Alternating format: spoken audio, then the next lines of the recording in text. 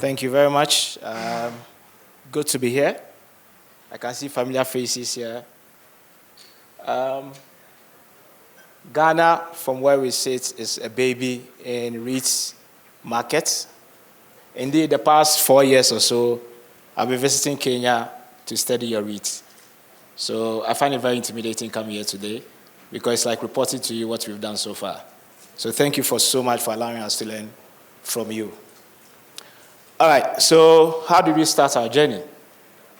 Ghana's REIT market, at the time we came in, was about $40 million. Hasn't really worked that well. And one of the things we noticed was institutional credibility. And so we learned from the likes of Akon and the others to build that institutional credibility. Our main goal was to build a city in the middle of Accra together with a real estate developer. But before I start, let me give you a perspective of the African economy. Today, Africa's economy is about 3.3 trillion. For context, India is 4.5. Interestingly enough, wealth is distributed quite well in East and North Africa. Kenya is the biggest economy in East Africa, followed by Ethiopia. But the gap is not that wide. If you look at Egypt, almost 400 million. The next is Algeria. Again, not that wide. The story is quite different when you look at Southern Africa and West Africa. Both Nigeria and South Africa dominate the economies in those regions. So there's something going well for East Africa. You have economies of similar sizes that allows you to quickly develop. And the same can be said of Egypt, of North Africa. All right. According to reports, REIT market in Africa is about 30 billion. I don't know where the facts are, but what I do know is that South Africa is the biggest REIT market. For my numbers, it's about $19 billion. Now that's quite intimidating when you look at the stock market in Nairobi. Nairobi is about 26 billion. But then when you just oppose South Africa's REIT market to the Johannesburg Stock Exchange, you realize that your REIT is not doing that badly. Why do I say so? Again, I've been told that 190 million has changed quite a bit, to about 300 million in terms of the Nairobi REITs. But quite clearly, REIT across Africa is very small when you look at the capital market. So South Africa is doing about 1.5. Today, I would say Kenya is doing about 1.5% or therearound. So you're not doing badly. Of course, Ghana and Nigeria lags behind. The takeaway point from this is that unless your capital market develop, your REIT can't develop. So the size of your REIT market is a reflection of the depth of the capital market. It's as simple as that. So as a CMA, take note, we need to develop the capital market in Kenya, and the consequence of it will be that the REIT will naturally develop. All right. South Africa's market is big in terms of REIT because it has delivered value. And again, I got this from their stock market, from their REIT association. You compare their equities, their bonds, South Africa REIT has delivered value. Can we say the same for Ghana, Kenya, Nigeria? All right, I'll pause for that. Okay. That being said, we have to adapt the REIT model to balance global practice with the nuances on the street in Nairobi. There's a reason why M-Pesa works in Kenya, but it won't work in South Africa. There's a reason why mobile money, which is a South African product, will work in Ghana, but it won't work in South Africa. So we need to adapt. And that was our challenge in Ghana. How do we do that? The biggest challenge we had in Ghana was institutional credibility. So we have to be a bit unorthodox. How do we do that? We had to partner the largest real estate developer. And we, by the way, we are the largest fund manager. We are not a specialist REIT manager. But we had to step in to develop the REIT market. So we partnered the largest real estate property developer. Together with us, what we had was two key things: operational execution, track record as far as fiduciary responsibility is concerned. That brought us institutional credibility. So we're not just fund manager managing it, but we had the operating experience as well. Next, again, this is a product of what you guys taught me. So if I get it wrong, you guys didn't teach me well. All right, so what was next is the Rangoon story, which is the name of our REIT called Rangoon REIT. The property manager has 60% in the REIT. They have a skin in the game. Investors like pension funds own 40% of the REIT. That's how we develop it, to ensure that there is alignment. Now, bear in mind that this project is mainly on developing a new estate. So the property manager initially owns 100%, transfers it into the REIT, takes 40% cash, and maintains 60% stake in the REIT. It made it easier for our pension funds who were either not too interested in REITs to be excited because the property developer has a huge skin in the game. It's not a buy and sell and walk away. All right. Today, this is the sky. This is what we've done so far, thanks to the work and thanks to you guys allowing me to learn from you. We've got 5 properties, commercial properties, and these are our anchor tenants: Huawei, EY, Vivo, and PwC. And these buildings are their head office. They've tenanted it for 15 years and above. We do not own the residential properties because that's sold, but for the commercial properties, it is in the REIT. 40% of it is owned by the investors, 60% of it is owned by the property developer. And all this space you see is about 40-acre land. That's the work we have to do, so we've barely started the work. But the good thing is that it's in the middle of Accra, and so as the real estate developer develops it, it's transferred to the REIT. It takes 40% cash, 60% remains in the REIT. But that's a lot of work to do. This was our primary goal. A prime land that the state had given to the property developer was turned into a city and became a REIT, which allowed pension funds to own 40% of it. For us to achieve it, we had a few difficult questions to ask and to answer as well. We all are familiar with it, isn't it? Africa loves real estate, but Africa is yet to trust real estate securities because we can't touch the property. We can't touch REITs. Most people on Nairobi Street know the price of land in their village, but they don't know what REIT stands for. So we have to ask this question: how do you get people to trust paper when what they really trust is property?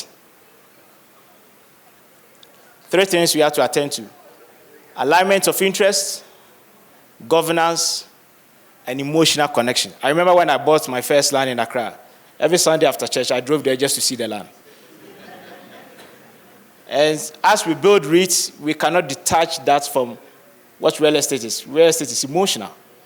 So we have to build that emotional connection. Those are the 3 things. So how did we align interests? 1, the property developer had 60% in the REIT. That was key. Governance, how did we solve it? There's 5-member board on the REIT. 2 are representative of the property manager. 1 represents investors. 2 are independent directors. So that's governance. On emotional connection, I'll come back to it in subsequent slide. But basically, this is the first question we want to ask and answer. Most REITs across Africa struggle for scale. How did we solve that? A master plan in the heart of Accra. That means that institutional grade assets was not that difficult to find. So that means that there's a pipeline. When we started with about 40 million, but scaled to about 120 quickly because there's a pipeline of assets. Because if you don't have a pipeline of assets, you can't scale. So that was how we solved it. Financing it sustainably is key. Now, I have to say this from the perspective of a generalist fund manager: cash is king. Irrespective of the fact that properties are very persuasive, I have to have the cash in my pocket. And so, whilst you can revalue your assets and tell me it's gone down by 10%, I can't chew the cash.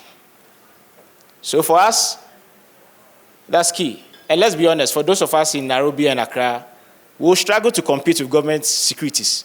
Because when government is desperate to borrow, they raise the interest rate up. The only way to counteract it is that you pay your cash quickly. If I have property and I'm leasing it or I'm renting it, I get my rental income, I collect my money. The same thing must happen here. And so irrespective of our desire to grow the assets, once we collect the rental income from the Huawei and PwCs, every quarter, subject to the performance, we have to release part of the cash to investors. So even if the REIT, the cash yield is lower than the government security treasury rate, they appreciate it. And once cash goes, it comes back. So whilst REITs generally want to plow back cash, please just bear that in mind. The second one has to do with the asset acquisition discipline. How do we do that? We don't dump the market with too many assets. We deliberately create a thirst and scarcity for them to say, we need this asset in the market, and then we bring it on. So those were the ways to ensure that we finance it sustainably. All right. Back to my favorite subject, emotional connection. 3 things. Visibility is key, consistency, and participation. What do we mean by visibility? In the Cantonment City project, because it lies in the middle of Accra, every morning thousands of Ghanaian workers drive through the city. They see thousands of people working. That's key. The other bit we've also done is that every 3 years, we will invite them to come and have some night out right in the middle of the city to see the project as it's ongoing, because it's very key. Real estate, like I said, is emotional, and our forefathers used to kill each other for a piece of land. All right. The other bit is consistency. You don't pay dividend today, and 3 years you pay another dividend. It won't work. Even if the dividend is small, paying it shows trust and repaying the trust they've given you. And so that for me is key, to be consistent in your dividend payment as well. And then the participation. By allowing our investors to sit on the board and carrying them along, they understand what you're doing. And also, it also allows our investors to redefine what we call return. In our part of the world, is return just the percentage? Or it also includes employment and developing a city? Because if the streets and everything are done well, people can go to work quickly. That cannot be quantified in a percentage, but people can feel it. And by allowing them to participate in it, they can redefine return for themselves, and they will not necessarily compare your return in percentage terms with the treasury security issued by the government of Kenya, because the definition will be completely different. So that's also key. Despite that, one of the biggest challenges we've had is the crack between the discipline or the patience of institutional investors and, let's face it, the overzealousness of retail investors.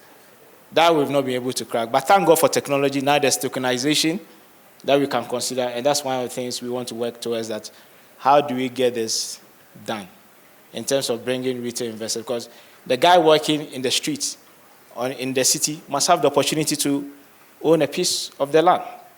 When people own a piece of the city, when it comes to demonstration and conflict, they'll not throw stones and spoil the properties. So that's key for us.